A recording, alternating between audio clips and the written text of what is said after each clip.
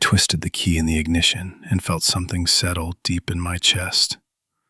Relief, perhaps, or simply exhaustion from finally committing to the decision.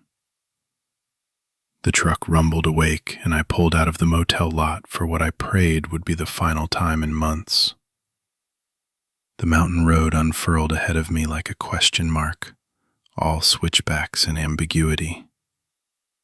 I'd navigated this route hundreds of times across the years, but today it felt altered, like I was driving toward something rather than merely fleeing everything else.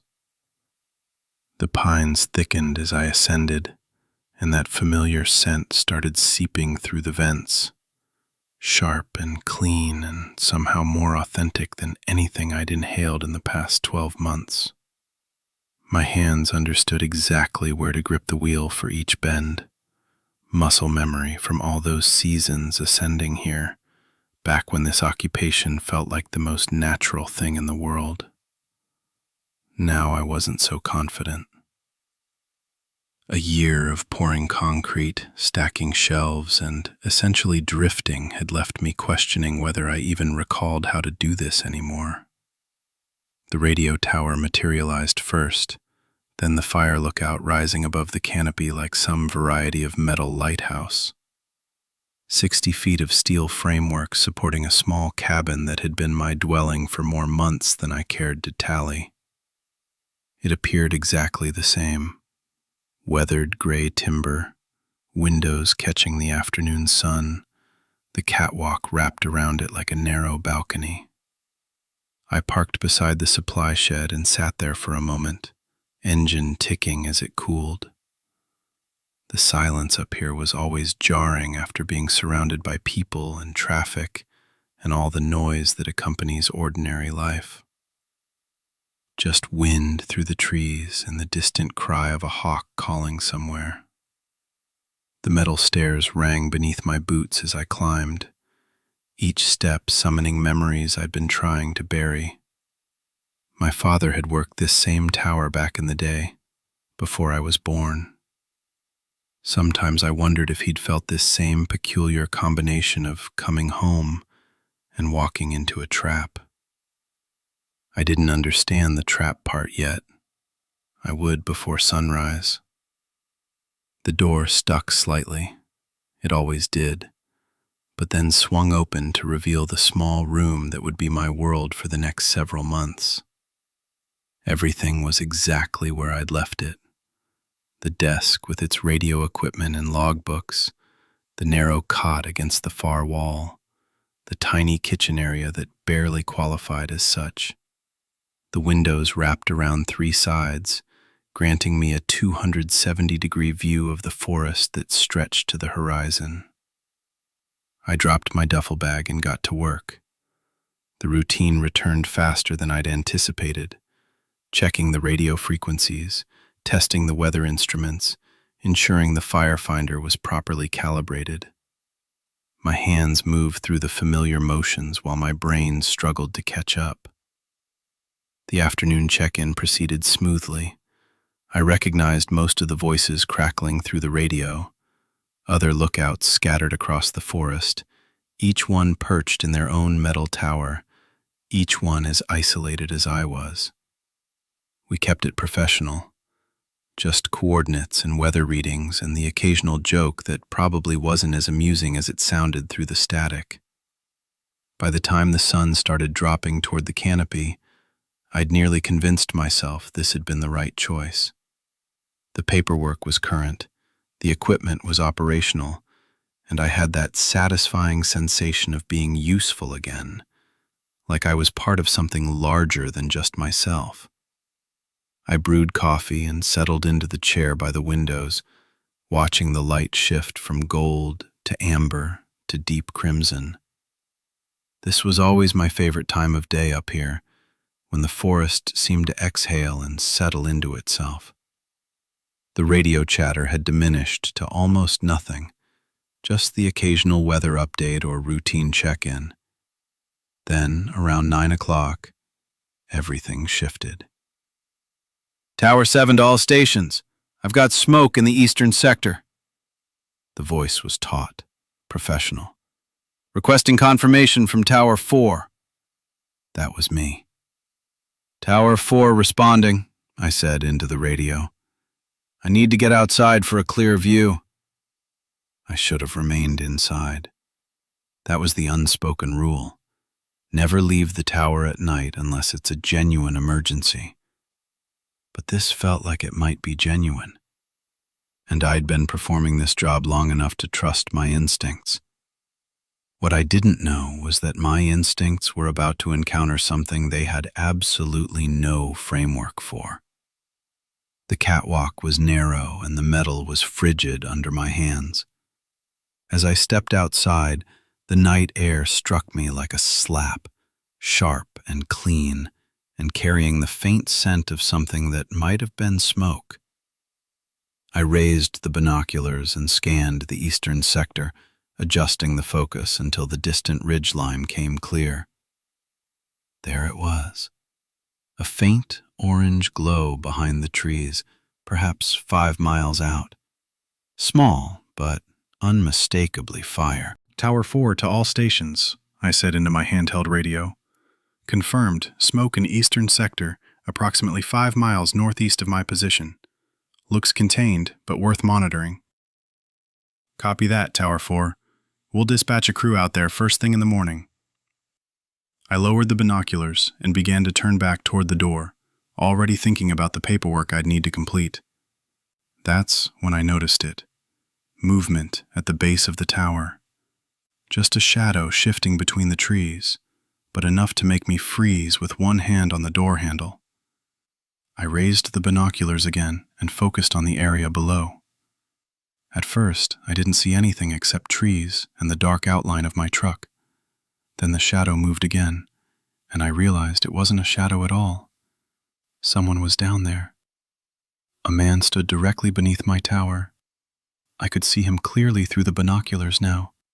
Tall, wearing what appeared to be a dark jacket, just standing there in the small clearing where I'd parked my truck. But he wasn't looking at the truck. He was looking straight up at me. "Hey," his voice carried through the night air with startling clarity. "Please let me in." The words struck me like ice water. Nobody should be out here. The nearest trail was miles away, and it would require serious effort to hike up here in the darkness. I leaned over the catwalk railing, trying to get a better look at him. "Hey, please let me in." Same words, same tone, flat, mechanical. "What do you want?" I called down, my voice echoing off the metal framework. "Hey, please let me in." The repetition made my stomach twist. I adjusted the binoculars, trying to make out his face in the darkness, but the shadows were too deep. His posture was wrong somehow, too rigid, like he was standing at attention. "There's a ranger station about 10 miles down the mountain," I shouted. "They can assist you with whatever you need." "Hey, please let me in." The same hollow tone, like he was reading from a script. I retreated from the railing, my hands trembling slightly as I lowered the binoculars. This wasn't right. People didn't simply materialize in the middle of nowhere and stand under fire towers requesting entry. And they definitely didn't disregard direct questions and keep repeating the same phrase over and over. "I need shelter from the cold," the voice continued, but it still possessed that strange flatness. No emotion, no urgency, just words. The temperature had dropped, certainly, but it wasn't anywhere near dangerous. And if someone was genuinely in trouble, they'd be explaining their situation, not just standing there like a broken record. I reached for my handheld radio and tried to raise the other towers, but got nothing except static. Too late for routine chatter, and the repeater stations sometimes went offline at night.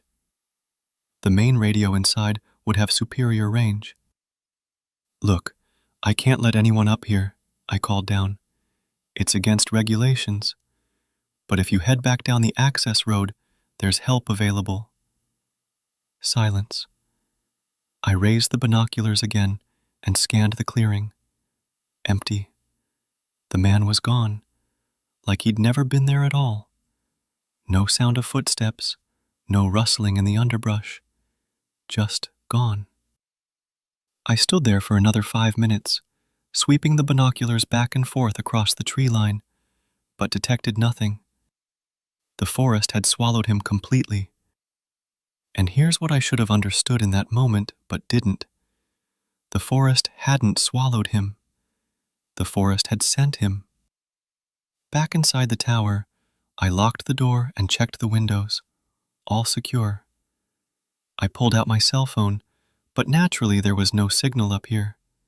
There never was. That left the landline connecting to the main office, but calling seemed like overkill. What was I going to say? Some man appeared, asked to come in, then vanished? It sounded absurd even in my own head. But Michael had given me his personal number for emergencies, written it on a scrap of paper, and told me to call if anything peculiar happened. Did this qualify as peculiar? Or was I just being paranoid after a year away from the isolation? I stared at the phone for another minute, then picked it up and dialed.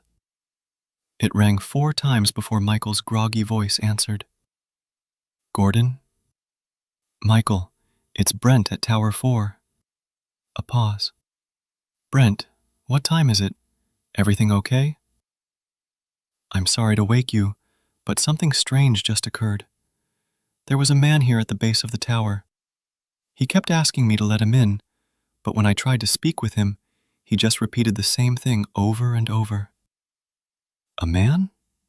Michael's voice was clearer now, more alert. What did he look like? I couldn't see much in the dark. Tall, wearing a dark jacket.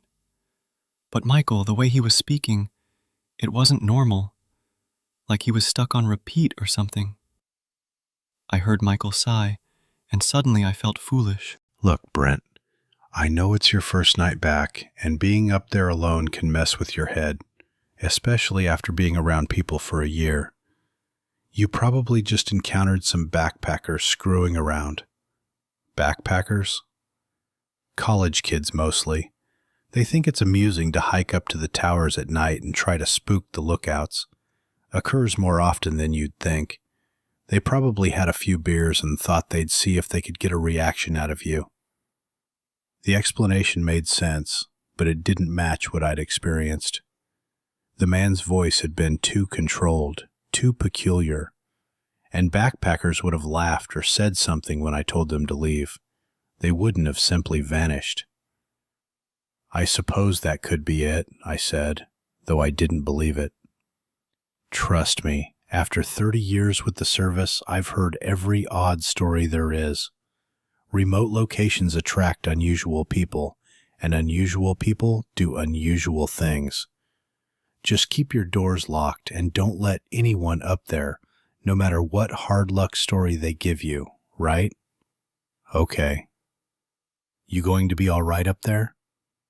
Yeah, I'm fine. Sorry for waking you. No problem. That's what I'm here for. Get some rest, and if anything else happens, call the ranger station first. They can get someone out there faster than I can. The line went dead, leaving me alone with the hum of the radio equipment and the sound of wind in the trees outside. Michael's explanation was reasonable, logical even, but it didn't explain the way the man had stood so perfectly motionless, or how he'd disappeared without producing a single sound. I double-checked the locks on the door and windows, then drew the curtains closed. The tower suddenly felt smaller, more vulnerable. Every creak of the metal framework made me tense, listening for footsteps on the stairs. I tried to concentrate on paperwork, updating the logbook, filing the incident report about the smoke sighting, but my mind kept drifting back to that voice. Hey, please let me in. The words had been so clear, so precise, not slurred like someone who'd been drinking, not breathless like someone who'd been hiking, just flat and empty. Around midnight, I finally surrendered on staying awake and stretched out on the narrow cot, still fully clothed. Sleep came in fits and starts, broken by dreams of voices calling from below and shadows moving between the trees. Every time I drifted off, I'd jerk awake, convinced I'd heard footsteps on the metal stairs. But the tower stayed quiet, and eventually exhaustion won out over anxiety. When I finally fell into deeper sleep, the man's voice followed me down into the darkness, repeating those same 5 words over and over, like a prayer or a threat. I woke to sunlight streaming through the windows and felt like a fool. The coffee maker gurgled to life while I completed the morning weather report, trying not to think about how I'd spent half the night jumping at every sound the tower produced. In daylight, the whole thing seemed ridiculous. Some man had wandered up here, probably drunk or high, asked for help in an odd way, then wandered off when I wouldn't let him in. End of story. I radioed in my reports to the other towers, keeping my voice steady and professional. Nobody mentioned anything about strange visitors or mysterious figures, just wind speeds and visibility readings and the usual morning check-ins that made everything feel normal again. By 10 a.m., I'd nearly convinced myself that Michael had been right about college kids messing around. I was refilling my coffee when I heard a vehicle pull up outside. A knock echoed up from the base of the tower. Actual knocking, not some eerie voice requesting entry. I peered down through the windows and saw a woman standing next to a dusty Honda Civic, shading her eyes as she looked up at me. "Hello up there," she called. "I'm Betty Bennett from the State University. I was hoping I could speak with you for a few minutes." I grabbed my keys and headed down the stairs. She was younger than her voice had suggested, maybe mid-30s, with dark skin and natural hair pulled back in a colorful headband. She wore hiking clothes that actually appeared like they'd been used for hiking, and she carried a leather messenger bag that bulged with papers. "You must be Brent," she said, extending her hand. "Michael Gordon mentioned you'd returned to work. I'm a folklore researcher. I've been studying historical incidents related to fire towers in this region." "Folklore researcher?" I shook her hand, which was surprisingly strong. "What variety of incidents?" "Oh, you know how it is with remote locations. They tend to accumulate stories over the years. Missing hikers, unusual sightings, that sort of thing. I'm trying to separate fact from fiction for a book I'm working on." She gestured toward the tower. "This particular location has quite a history, actually. Your father worked here before you, didn't he?" The mention of my dad caught me off guard. "Yeah, back in the 80s and 90s. How did you know that?" "Personnel records are public information if you know where to look. Plus, Michael was very helpful when I explained my research." She pulled a notebook from her bag. "I was wondering if you'd be willing to answer some questions about unusual incidents you might have experienced over the years, even things that seemed minor at the time." Something about her intensity made me hesitate.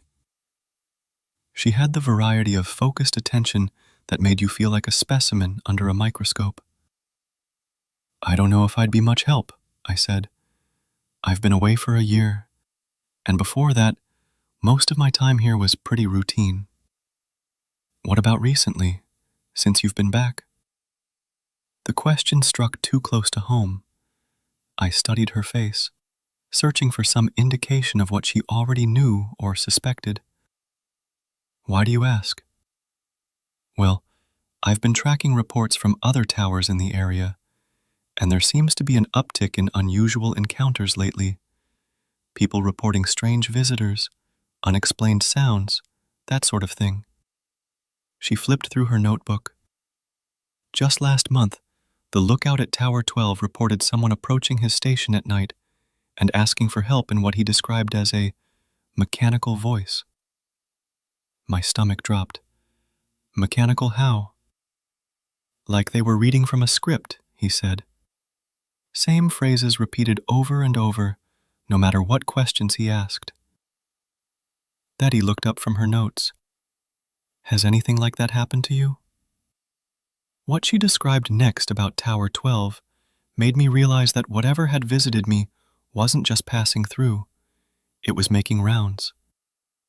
I wanted to lie, to tell her everything had been perfectly normal, but the way she described the Tower 12 incident matched my experience too closely to disregard.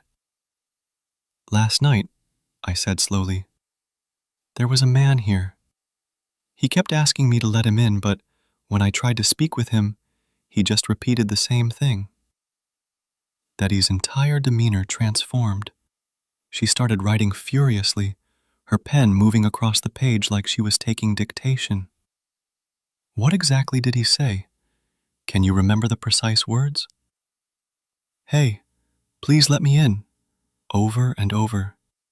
And when I told him to go to the ranger station, he said something about needing shelter from the cold, but in the same flat tone. What did he look like? I couldn't see much in the dark. Tall, wearing a dark jacket. But the way he stood was wrong somehow, too rigid. Did he depart when you refused to let him in? He just vanished. 1 second he was there, the next he was gone. No sound of footsteps or anything. Daddy stopped writing and looked at me with an expression I couldn't interpret. Brent, this is important. Have you told anyone else about this? I called Michael last night. He said it was probably just college kids messing around. What did you think? The question forced me to confront what I'd been trying to avoid all morning. I thought it was something else, something not right. She nodded like I'd confirmed something she already suspected. I need to show you some documents, historical reports from this tower and others in the area. Would you be willing to examine them? What variety of reports? Incident logs, missing person files, newspaper clippings. There's a pattern going back decades. Brent, your tower specifically has been mentioned in more reports than any other location in the forest. The way she said it made my skin crawl. Mentioned how? People vanishing after reporting similar encounters. Workers abandoning their posts in the middle of the night.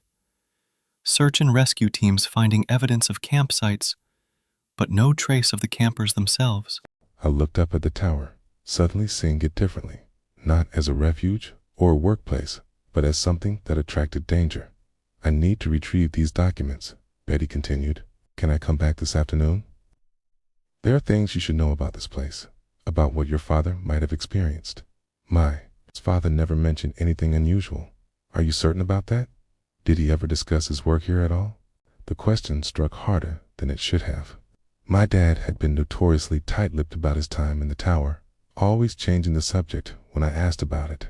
I'd assumed he just found the work tedious or didn't want to encourage my interest in following his path. He didn't talk about work much, I admitted. I'll be back around too with the files. In the meantime, if anything else happens, anything at all, don't try to handle it alone. Call for help immediately.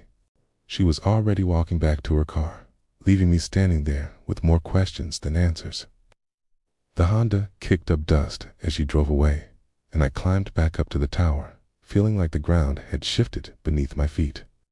An hour later, another vehicle pulled up. This time, it was a park ranger truck, and a woman in uniform climbed out.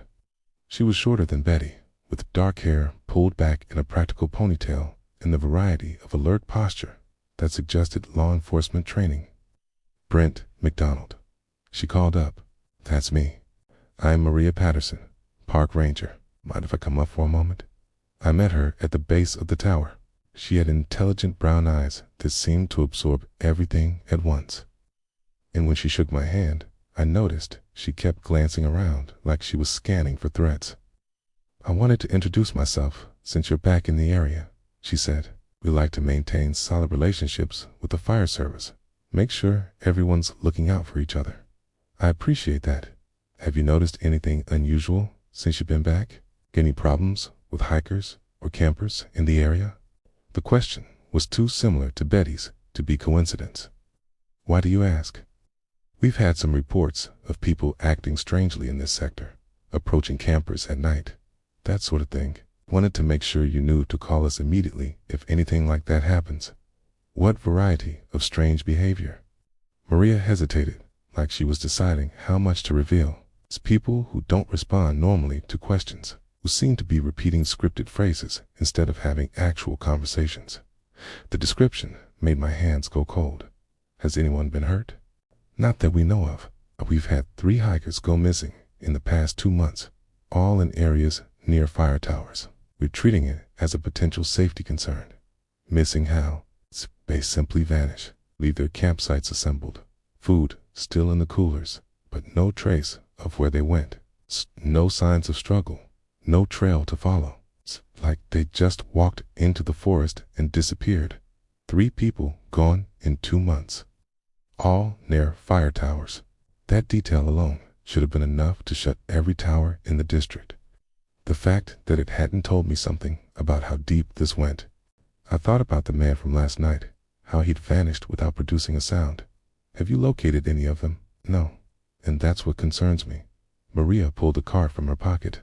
This has my direct number. If anyone approaches this tower at night, especially someone acting strangely, call me immediately. Don't try to handle it yourself. The fire service has protocols forget the protocols. Call me first, then call your supervisor, okay? Can't hear faster than anyone else, and I'm trained to deal with potentially dangerous individuals.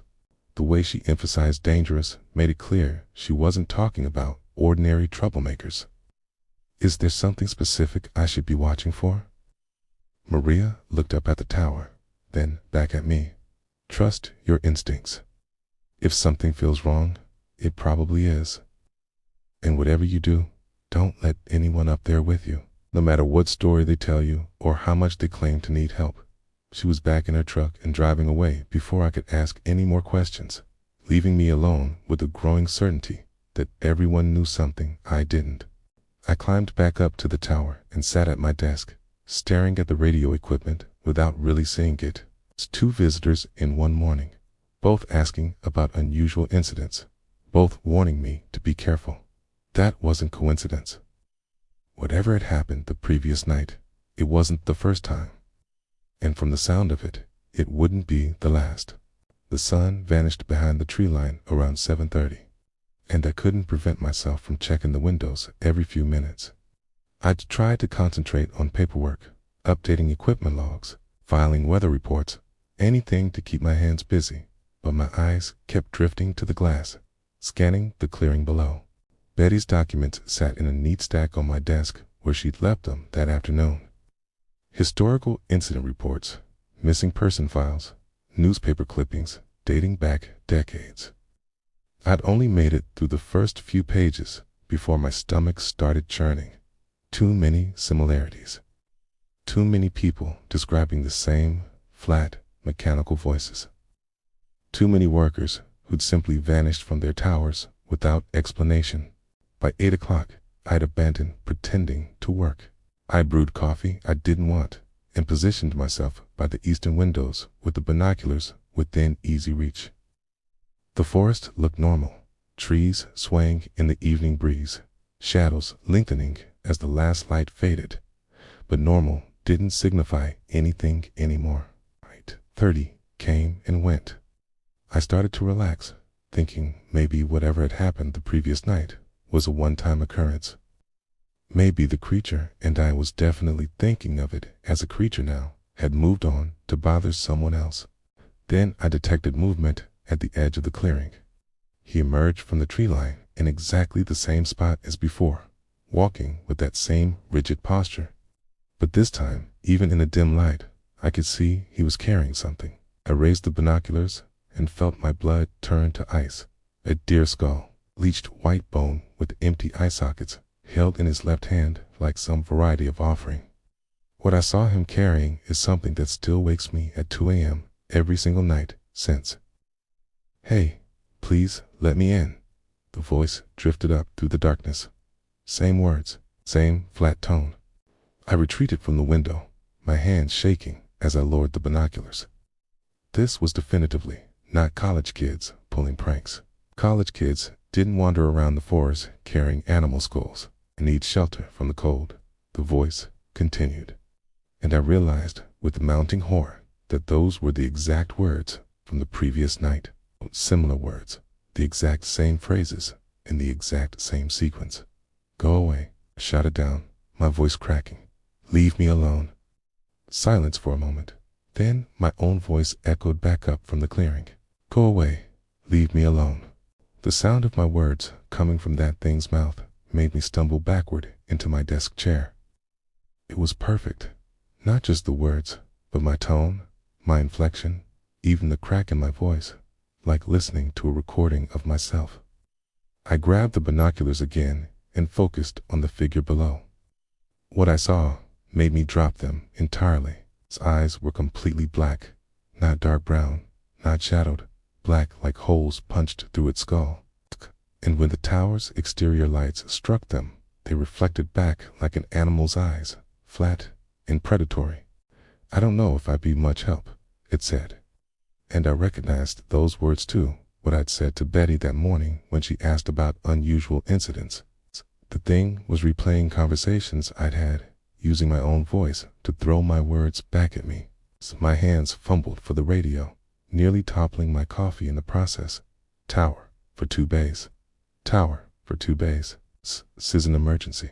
Static crackled for what felt like forever before Michael's voice came through, alert and tense. "Tower 4, this is Gordon. What's your situation?" "Michael, it's back. The thing from last night. It's back, and it's..." I stopped, not sure how to explain what I was witnessing. "Brent, listen to me very carefully. Lock every door and window right now. Check the latches twice. Do not go outside for any reason, and do not let anything inside, no matter what it says or what voice it uses." The shift in his tone struck me like a slap. No more talk about college kids or overactive imagination. Michael knew exactly what this was. "Michael, what is this thing? Just stay inside and stay quiet. I'm sending help, but it'll take time to get there. Can you do that for me?" "Yeah, I can. Tower for 2 bays." My own voice interrupted from outside. "This is an emergency." The thing was repeating my radio call, word for word, mimicking not just my voice, but the static and distortion of the radio transmission. I could hear Michael's sharp intake of breath through the speaker. "Jesus Christ," he muttered. "Brent, are you still there?" "I'm here. Lock everything now. I'm on my way."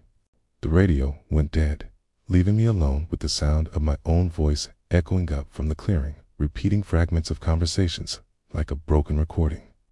I ran to the door and turned the deadbolt, then checked every window latch around the tower.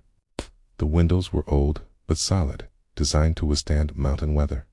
They'd have to be sufficient.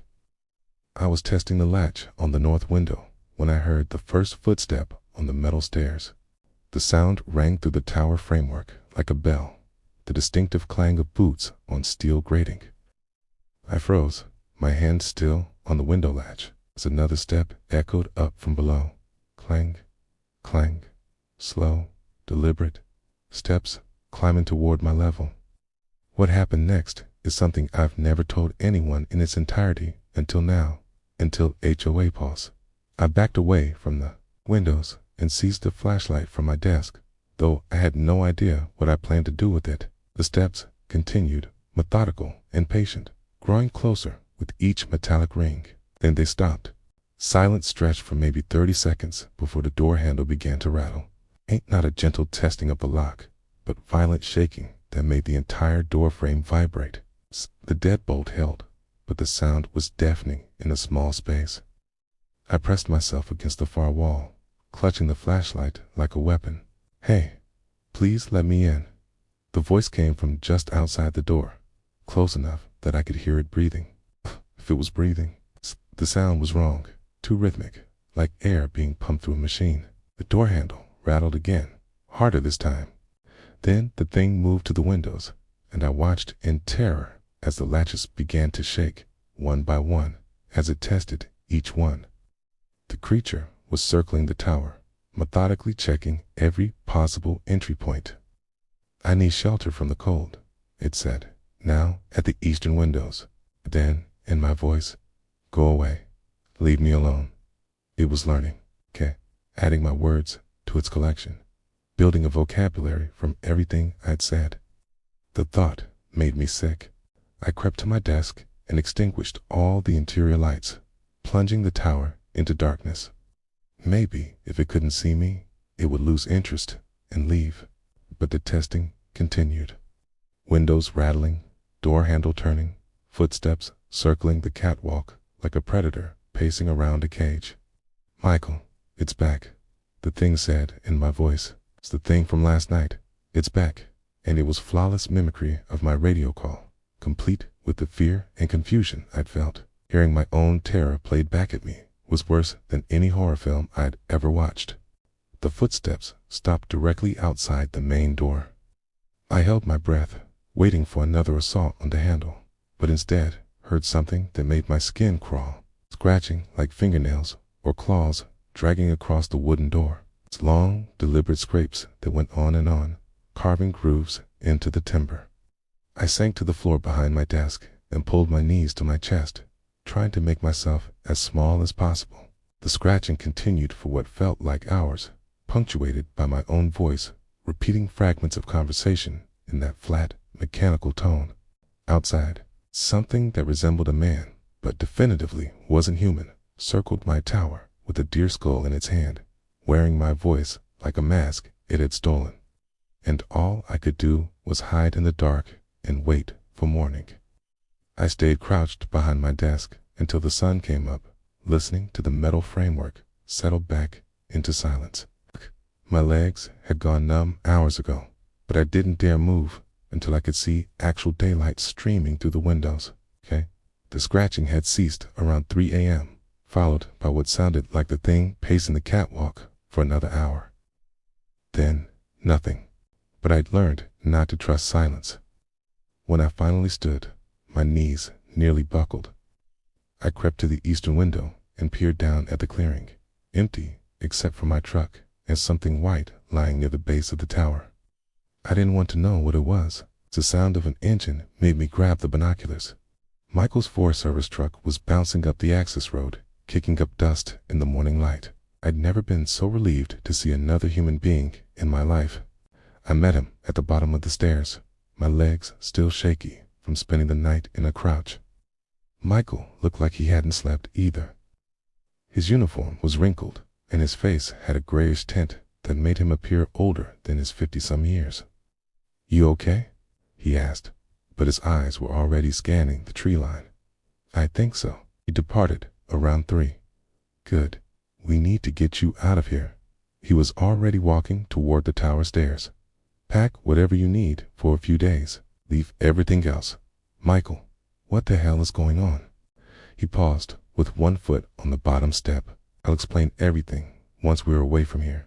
Right now, I just need you to trust me and move fast." I wanted to argue, to demand answers, but something in his voice killed the questions before they reached my mouth. I climbed the stairs and threw clothes into my duffel bag, grabbed my father's old journal from the desk drawer, and took one last look around the tower that had been my refuge for so many seasons. The white object near the base turned out to be another skull, smaller than the deer skull, maybe from a rabbit or squirrel. Michael kicked it into the underbrush without comment, and we drove away in silence. The ranger station sat in a valley about 15 miles from my tower, a cluster of brown buildings that looked like they'd been there since the Forest Service was founded. Michael parked next to the main office and led me inside without explanation. An older man was waiting in the conference room, sitting at a long table with his hands folded in front of him. He had to be pushing 70, with white hair and pale blue eyes that seemed to absorb everything at once. His clothes looked formal for the middle of nowhere, pressed slacks and a button-down shirt that probably cost more than my monthly salary. "Brent, this is Fred Montgomery," Michael said. He used to supervise this district before I took over. Fred stood and extended his hand. His grip was firm, but his skin felt like paper. "I knew your father," he said simply. The words struck me harder than they should have. Everyone in the Forest Service had known my dad. He'd worked these mountains for 20 years. But something about the way Fred said it suggested a different variety of knowing. "He was a good man," I said, "because that's what you're supposed to say he was. And he was very specific about certain things." Fred gestured to a manila envelope sitting on the table. "He left instructions about when this should be given to you." I stared at the envelope. My name was written across the front in handwriting I recognized, my father's careful block letters, the ones he'd used for everything from grocery lists to birthday cards. "What variety of instructions?" "Sit down," Fred said. Michael closed the door behind us and took a seat across from me. Fred remained standing, his pale eyes fixed on my face like he was studying my reaction. "Your father, during that time, he filed several incident reports that were unusual." "What variety of incidents?" "The same variety you experienced last night." What he said next changed everything I thought I knew about my father, about this forest, and about the things that live in it. The simple statement made my stomach plummet. I looked at Michael, who was staring at his hands. "You knew?" I said. "When I called you the first night, you already knew what it was." "I suspected," Michael said quietly, "but I hoped I was wrong." Fred picked up the envelope and held it out to me. "Your father was very explicit about this. Hey, if you ever reported encounters matching certain criteria while working his old tower, you were to receive this letter immediately." My hand shook as I took the envelope. The paper was yellowed with age, and when I turned it over, I saw a date written in the corner, 25 years ago. 2 years before I was even born. "He wrote this before I existed. He wrote it after his first encounter," Fred said. "He was about your age then, maybe a little younger." Scared out of his mind and convinced he was losing his sanity, I tore open the envelope and pulled out several sheets of paper covered in my father's handwriting. The first page was addressed to me specifically. "Brent, if you're reading this, it means you've met one of them. I'm sorry. I hoped this would end with me, but I should have known better. They're drawn to the towers, and they're drawn to our family for reasons I never understood." My hands were shaking so badly I could barely read the words. I looked up at Fred and Michael, both watching me with expressions I couldn't interpret. "How long have you known about this?" "The Forest Service has been dealing with these things for decades," Fred said. "Your father wasn't the first, and you won't be the last, but your family. There's something about your bloodline that attracts them more than others. That's impossible." "Keep reading," Michael said softly. I looked back at the letter, my father's words swimming in front of my eyes. "They're called mimics, though I don't know if that's an official designation or just what we started calling them. Peasing, mannerisms, anything they observe. Okay? The longer they watch you, the better they get at being you. Okay? I've seen them deceive search and rescue teams, family members, even other Forest Service personnel." The room felt like it was tilting. I set the letter down and looked at Fred. "How many people know about this?" "Not many. Few supervisors. Some of the older lookouts who've had encounters. We keep it quiet because," he trailed off. "'Cause what?" "Because if people knew what was really out there, we'd never be able to staff the towers," Michael finished. "And the towers are necessary for fire prevention, weather monitoring, search, and rescue coordination. The Forest Service can't function without them, so you just send people up there to be bait." "We send people who volunteer," Fred said firmly. "People who choose to work in remote locations. Okay, and we try to prepare them as much as possible without causing panic." I picked up the letter again, my father's words blurring as anger and fear fought for control in my chest. "The most important thing to remember is that they can't hurt you if you don't let them in. They're strong, but they can't break through solid barriers. They rely on deception, on convincing you to open doors or come outside. Never trust anything you hear after dark, no matter whose voice it uses. Why didn't anyone tell me this before I took the job? Because most people never encounter them, Michael said. They're rare, and they seem to avoid towers with multiple occupants or heavy radio traffic. It's the isolated positions that attract them. And you thought I'd be fine working alone in the most isolated tower in the district. Fred and Michael exchanged a look that made my blood run cold. We thought you had a right to know what your father dealt with, Fred said finally. And we thought you might be the key to understanding them better.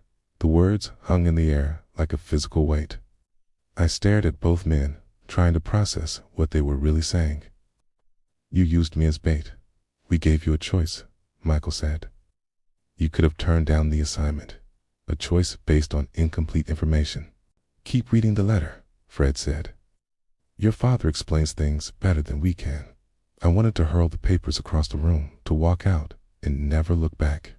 But my father's handwriting held me in place. 25 years of secrets finally spilling onto the table between us. I kept reading my father's careful penmanship, laying out a nightmare I never could have imagined. The first time I saw one, I thought it was just a lost hiker. Key, middle-aged woman, claimed her car broke down on the access road, but something felt wrong about the way she stood. It's too straight, like someone had been told how humans were supposed to look, but was concentrating too hard on getting it right. When I told her I couldn't let anyone up, she repeated the exact same request in the exact same tone, word for word, like she was reading from a script. My coffee had gone cold hours ago, but I took a sip anyway, needing something to do with my hands. I started calling them mimics, because that's what they do. They copy everything, voices, mannerisms, even specific phrases you've used. The longer they observe you, the better they get at it. Jesus, I muttered, remembering how the thing had thrown my own words back at me. Fred was still standing by the window, his pale eyes fixed on the tree line like he expected something to emerge. Your father documented 17 encounters over 15 years. Some lasted minutes, others went on for hours. Hours. They're patient, Michael said. They'll circle a tower all night if they think they can wear you down. I looked back at the letter, my father's words becoming more urgent. It's the most important rules. Never go outside after dark, no matter what you hear. Never open doors or windows once the sun sets. Never trust any voice calling from below, even if it sounds like someone you know. They've learned to mimic family members, friends, even radio dispatchers. I once heard my own father calling for help 3 years after he died. The paper crinkled in my hands. I was gripping it too tightly. Why the towers? I asked. What makes them special? Fred finally turned from the window. We think it's the elevation. The towers put you above the forest canopy, isolated, invisible, like a lighthouse.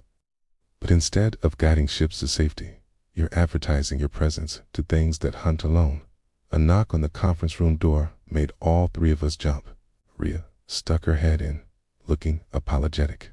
Sorry to interrupt, but Betty Bennett is here. Says you asked her to come back.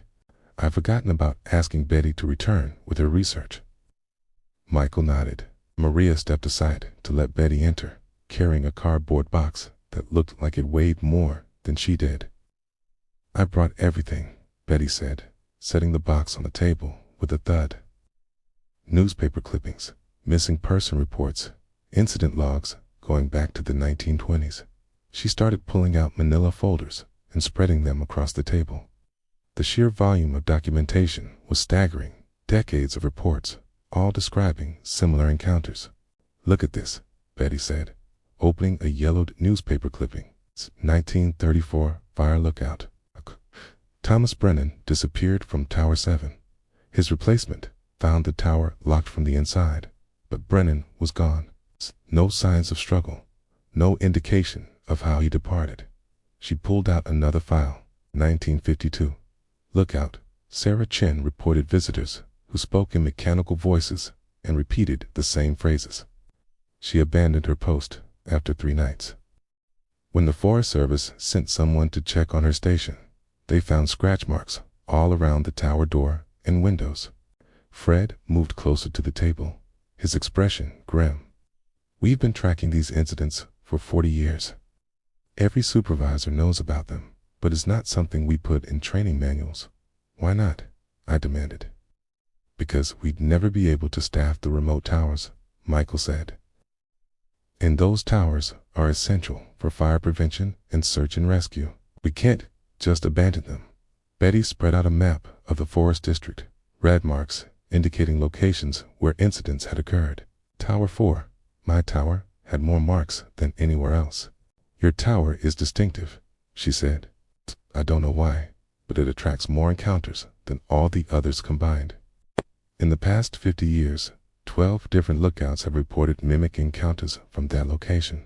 12. Your father was number 11. You're number 12. Maria pulled out a folder of her own. I've been investigating the recent disappearances. 3 hikers in 2 months, all last seen near fire towers. We found their campsites intact, food still in coolers, sleeping bags laid out. No signs of struggle, but the people just vanished. She opened the folder and showed me photographs of abandoned campsites.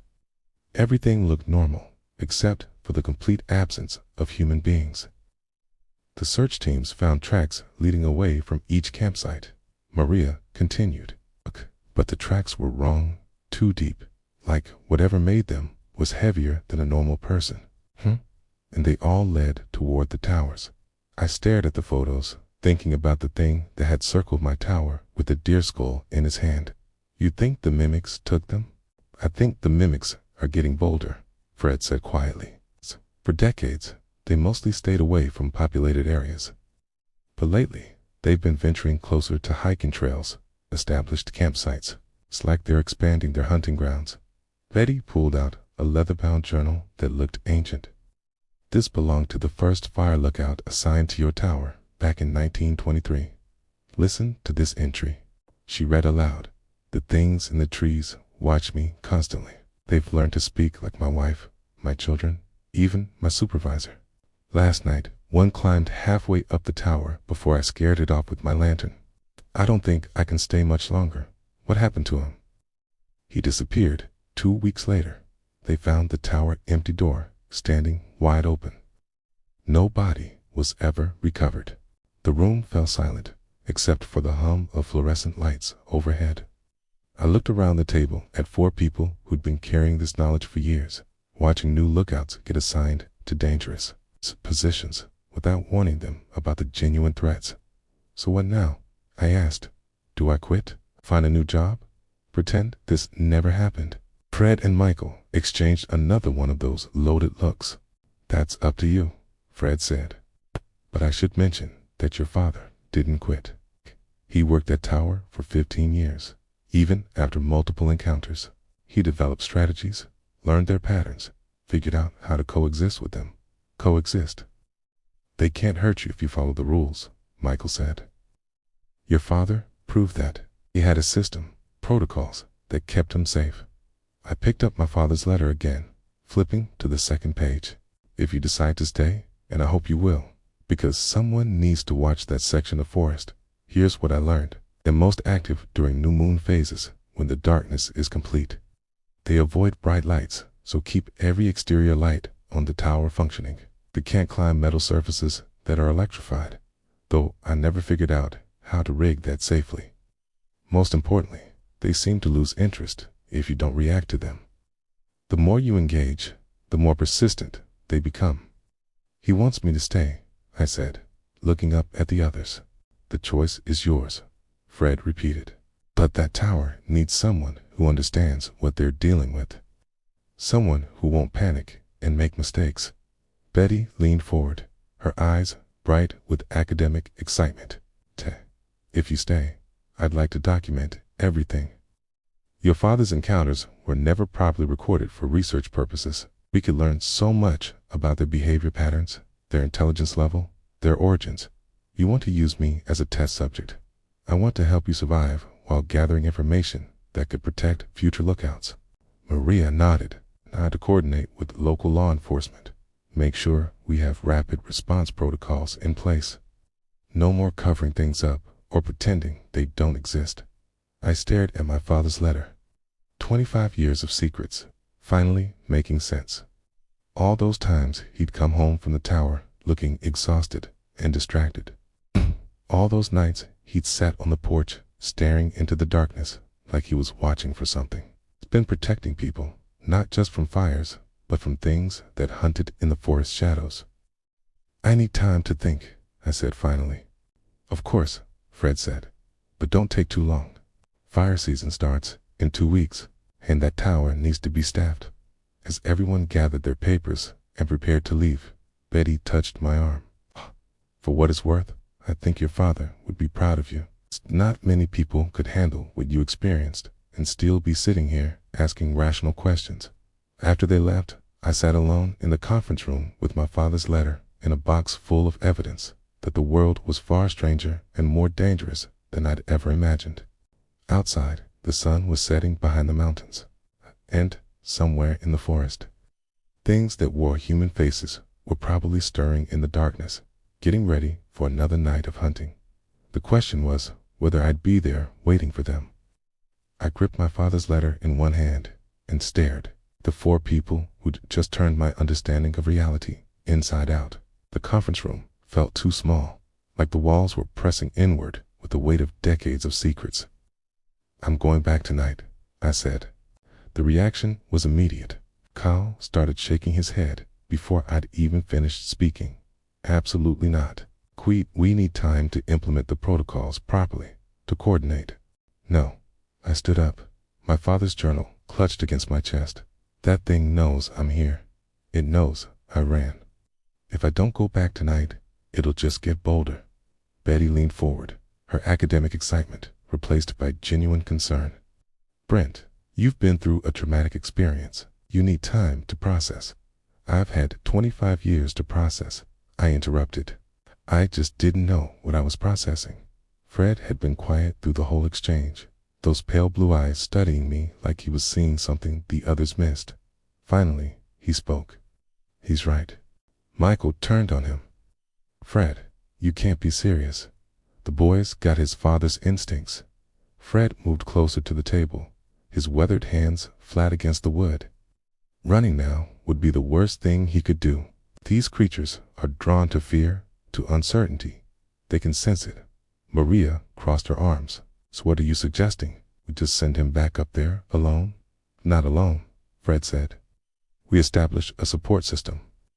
High-powered lights at the base, radio contact every 15 minutes, backup teams on standby. I looked down at my father's letter, scanning the pages I hadn't read yet. His handwriting was smaller here, more urgent. The key is preparation and patience.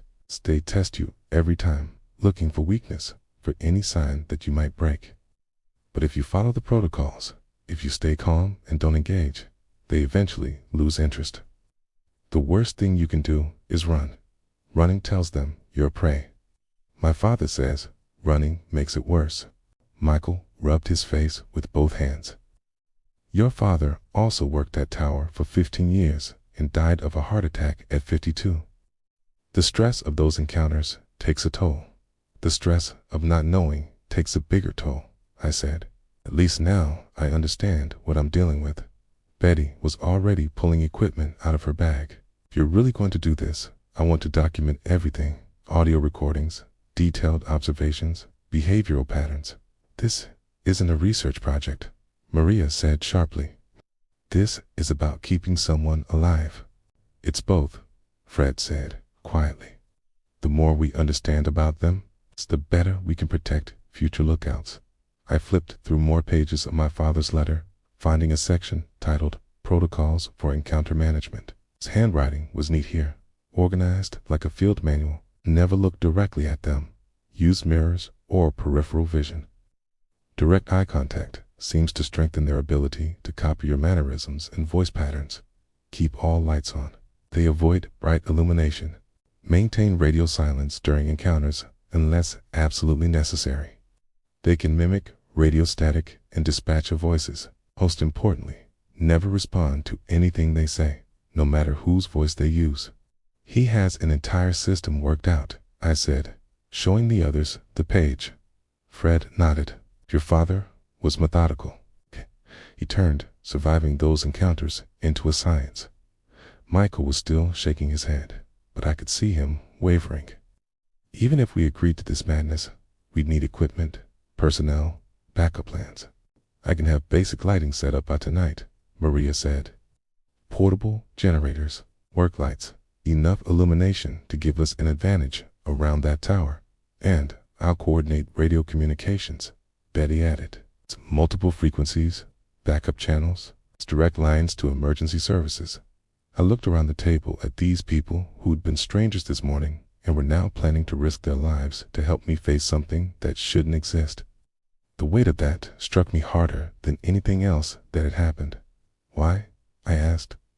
Why are you all willing to do this? Fred's expression softened slightly. Because your father saved my life once, not from a fire or an accident, from one of them. I was a young supervisor, thought I knew everything, got caught outside during an encounter, and your father talked me through surviving it over the radio, kept me calm for 6 hours, while 3 of those things circled my position. Maria nodded, and because 3 people have disappeared in the past 2 months. If we can learn something that helps us locate them or prevent more disappearances, we have to try. Betty was more direct, because this is the most important research opportunity in modern folklore studies, and I'm not missing it. Michael just sighed, because I'm responsible for everyone who works in this forest, and that includes you. By 6 p.m., we were back at the tower. The transformation was remarkable. Bria had somehow assembled enough lighting equipment to illuminate a football stadium. Portable generators hummed at the base of the tower, feeding power to floodlights positioned in a perfect circle around the clearing. The effect was surreal, like standing in the middle of a film set. Fred and Michael had set up a command post near my truck, complete with radio equipment and what looked like enough coffee to keep them awake for a week. Betty positioned herself with recording equipment and cameras, her academic excitement barely contained. Remember, Fred called up to me as I climbed the stairs. Don't engage with them. Don't respond to anything they say. Use the mirror to observe. Never direct eye contact. I waved acknowledgement and entered the tower. Okay? Everything looked exactly the same as when I'd fled that morning. Okay? But now I had my father's letter spread across the desk like a battle plan. Okay? I positioned a small hand mirror by the eastern window, angled so I could watch the tree line without looking directly at it. The radio crackled. K, Tower 4. This is base. Radio check. Tower, for loud and clear. We'll check in every 15 minutes. Any sign of activity, you report immediately. Copy that. The sun disappeared behind the mountains at 7:45. I activated every light in the tower and settled into my chair, the mirror reflecting the illuminated clearing below. The floodlights had turned the area into an island of brightness, surrounded by impenetrable darkness. 8 o'clock came and went. Then 8:30. I was starting to think maybe the lights had deterred them when movement flickered at the edge of the mirror's reflection. One figure emerged from the tree line, then another, then a third. What I witnessed next through that mirror is something I will carry with me for the rest of my life. They moved with that same unnatural gait I remembered, but now I could see them clearly in the harsh light. They looked almost human from a distance, but something about their proportions was wrong. It's too tall, too thin, joints that bent at slightly incorrect angles. Each one carried something white, skulls like before, but different sizes. One had what looked like a human skull. It's tower for 2 base. I whispered into the radio. 3 contacts at the tree line, carrying skulls. Copy that. Remember the protocols. Do not engage. The creatures stopped at the edge of the illuminated area, just outside the reach of the floodlights. In the mirror, I watched them communicate through gestures I couldn't interpret. Then the first one stepped into the light. It moved slowly, testing each step like the ground might give way. The illumination seemed to cause it physical discomfort. Its movements became jerky, uncoordinated, but it kept coming. "Hey, please, let me in." The voice drifted up through the darkness, flat and mechanical as before, but now I was prepared for it. I kept my eyes on the mirror, watching without responding. The second creature joined the first, then the third. They formed a triangle around the base of the tower, each one calling up in different voices. "I need shelter from the cold. Please, I'm lost. Help me. I'm hurt." I recognized the pattern from my father's notes. They were testing different approaches, seeing which voice might get a response. I remained silent, watching them through the mirror as they began to circle the tower. Then one of them spoke in a voice that made my blood freeze. Brent, honey, it's Mom. Please come down. I need to talk to you." My mother's voice, perfect in every detail. The slight rasp from years of smoking. It's the way she drew out my name when she was worried. I gripped the edge of the desk, forcing myself to stay silent. "I know you're scared, baby, but it's okay now. Mommy's here." The thing was using my mother's voice to soothe me, and it sounded so authentic that for a moment I almost believed she was actually there. But my mother had been dead for 10 years, and these things had no right to wear her voice like a mask. "Tower for status report." Michael's voice crackled through the radio. 3 contacts circling the tower. "They're using family voices now. Stay strong. Don't respond to anything." The creatures grew more agitated as I continued to disregard them. Their movements became faster, more erratic. Then, simultaneously, all 3 began climbing the tower. The metal framework rang with the sound of their ascent. But it was wrong somehow. Too heavy, like they weighed more than they should.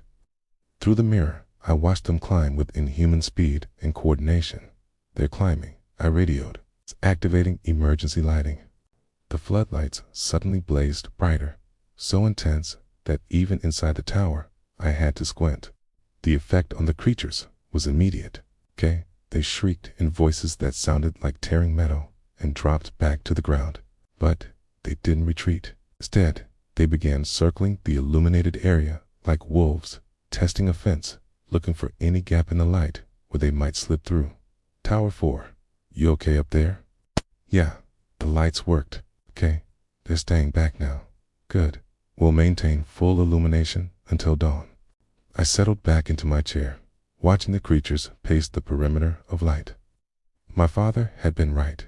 They couldn't tolerate bright illumination, but they also weren't surrendering. This was going to be a long night. The creatures pulled back to the tree line, but I could see them in the mirror, dark shapes moving between the trees like they were conducting some variety of meeting. No voices now, no attempts to mimic human speech. It's just silent coordination that was somehow more unsettling than all their earlier theatrics. "Tower 4, what's your status?" Michael's voice crackled through the radio. "They're regrouping, still out there, but staying back from the lights." "Copy that. We're monitoring from down here." I adjusted the mirror angle to get a better view. The creatures moved in patterns that reminded me of wolves or pack hunters, circling the illuminated perimeter in what looked like reconnaissance. Every few minutes, one would approach the edge of the light, test it like an invisible barrier, then retreat to share information with the others. Around 11:30, their behavior changed. Instead of random pacing, they took up specific positions. One directly north of the tower, one southeast, one southwest. Perfect triangulation. They're positioning themselves. I radioed down. "Looks coordinated. We see it. Stay alert." The attack came at midnight. Exactly. The northern creature started howling, not with any human voice, but a sound like wind through broken glass that made my teeth ache. While I focused on that distraction, the other 2 rushed the tower from opposite sides, moving faster than anything that size should be able to move. They struck the light barrier and stumbled, but didn't stop completely. For maybe 3 seconds, they could push into the illumination before the brightness forced them back. 3 seconds was enough to reach the base of the tower. There, through, I shouted into the radio. The floodlights blazed even brighter, so intense that white spots danced across my vision. The creatures shrieked and fell back, but I had seen something that made my stomach drop. One of them had made it to the tower base and left something there before retreating. Emergency lighting, holding, Michael reported. They're pulling back. I watched through the mirror as the creatures regrouped at the tree line. Okay, their movements more agitated now. They'd tested our defenses and found weaknesses. The lights worked, but they weren't perfect. For the next 4 hours, they tried variations of the same strategy. Distraction from one direction, coordinated approach from another. Each time the lights drove them back, but each time they got a little closer to finding a gap in our coverage. Around 3 a.m., something changed in their behavior. The frantic testing stopped. They took up positions at the tree line and just watched, waiting. They're learning. I radioed down. What do you mean? They're studying the light patterns, timing the generator cycles. You're figuring out our system. Fred's voice came through the radio, gravelly with exhaustion. Your father mentioned that they adapt quickly to countermeasures. The waiting was worse than the attacks.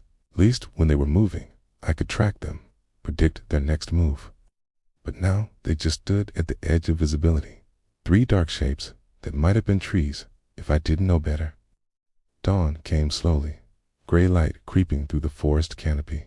As the sky brightened, the creatures melted back into the deeper woods without sound or ceremony. One moment, they were there. The next, they were gone.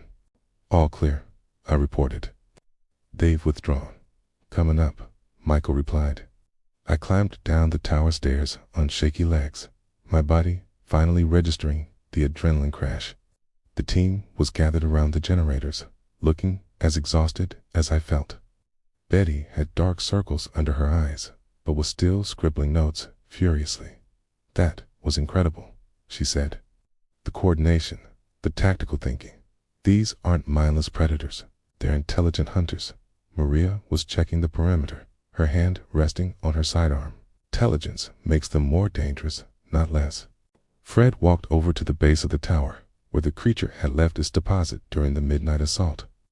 The deer skull was there, bleached white in the morning sun, but next to it was something that made my blood turn to ice water. A faded green Forest Service cap, the variety my father used to wear. The fabric was weathered and stained, but I could still make out his name embroidered on the band. R. McDonald. That's impossible, I whispered. Fred picked up the hat with careful hands, turning it over to examine the details. Your father was buried wearing this hat? I remember because your mother insisted on it. Then how they've been collecting, Fred said quietly. Items from people who worked the towers, people who disappeared. They used them as lures. Betty was capturing photographs of everything, her academic excitement tempered by the grim implications. It's like they're building profiles of their targets, learning about family connections, emotional triggers. I stared at my father's hat, 20 years of grief and confusion crystallizing into something harder. They dug up his grave. Or they took it before he died, Fred said. Your father's last few encounters were different, according to his reports. More personal. They were using voices of dead relatives, childhood friends, people they shouldn't have known about. Maria finished her perimeter check and joined us. We need to catalog everything they've left behind over the years. If they're collecting trophies, there might be evidence of other victims, other families. I corrected. This isn't random. They're targeting people connected to the towers, generation after generation. Fred nodded grimly. Your father suspected as much. That's why he wrote the letter. Why he documented everything so carefully. He knew you'd end up here eventually. I picked up my father's hat, the fabric rough and familiar under my fingers. 20 years of wondering why he'd been so secretive, so distant when he came home from the tower. Now I understood. He'd been protecting me from knowledge that would have drawn them to me sooner. So what happens now? I asked. Michael was already packing up the radio equipment. Now we implement proper protocols, better lighting systems, regular patrols, backup teams for every remote tower. That's not what I meant. Fred studied my face with those pale blue eyes. You're asking if you'll come back next season. It wasn't really a question. We all knew the answer. The creatures had my scent now, knew I was part of the pattern they'd been following for decades. Running wouldn't stop them. It would just make them bolder, more likely to expand their hunting grounds toward populated areas. My father worked this tower for 15 years, I said. He figured out how to survive them, how to keep them contained to this area. But he was working alone, keeping secrets. Betty looked up from her notes. You're thinking about doing this differently? I'm thinking about doing this right. No more secrets. No more sending people up here blind. We document everything, share information, build a genuine defense system. Maria nodded approvingly. Transparency and preparation instead of secrecy and hope. Your father would be proud, Fred said quietly. He always believed the knowledge should be passed down properly, not hidden away. I looked up at the tower, 60 feet of steel and wood that had been my family's burden for longer than I'd been alive. The morning sun made it look almost normal, just another fire lookout in an endless forest. But I knew better now. I'll be back next season, I said, but not alone, and not unprepared. As we loaded the equipment into the trucks, I kept my father's hat in my hands. The creatures had meant it as a threat, a reminder that they knew everything about my family's history with this place, but I chose to see it differently. It was a promise, a connection to the man who'd faced these things for 15 years and survived, who'd left me the instruments I needed to do the same. If you're hearing this on HOA Pulse, understand something. The towers are still out there. The things in the trees are still watching. And somewhere, right now, a lookout is sitting alone in the dark, hearing a voice they recognize calling from below. The forest was silent as we drove away, but I knew they were watching from the shadows between the trees, waiting for next season when I'd return to take up the watch my father had kept for so long. This time, I'd be ready for them.